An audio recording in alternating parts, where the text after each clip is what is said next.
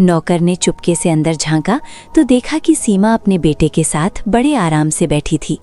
चारों तरफ सुख और समृद्धि नजर आ रही थी। वो हैरान रह गया। हे भगवान, ये मैं क्या देख रहा हूँ? कुछ दिन पहले तक तो इनकी हालत बहुत खराब थी और अब तो जैसे किसी बड़े महल में रह रहे हों। नौकर भागता हुआ राधा के पास पहुंचा और हांफते हुए बोला, मालकिन, ये तो चमत्कार हो गया। आपकी बड़ी बहन अब बहुत अमीर हो गई हैं।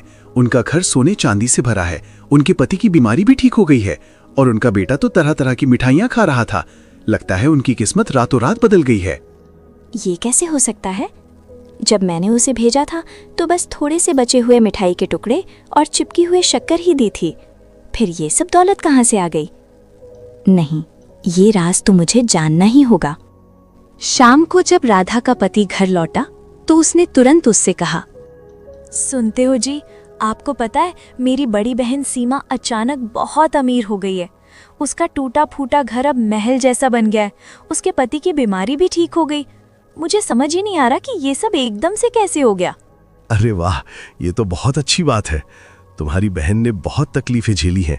तुम जाकर उसी से पूछ लो कि आखिर ये सब कैसे हुआ। राधा ने मन ही मन ठान लिया कि वो इस रहस्य को जरूर जानेगी। वो तुरंत तैयार होकर सीमा के घर की ओर निकल पड़ी।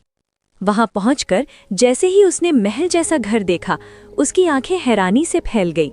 उसके मन में जलन और आश्चर्य दोनों एक साथ उठने लगे। फिर वो अंदर गई और बोली, अरे बहन, तू काम पर नहीं आ रही थी तो मुझे तेरी चिंता हो गई थी, इसलिए मैं तुझसे मिलने चली आई। लेकिन ये सब कैसे हुआ? तू इतनी अमीर कैसे बन गई?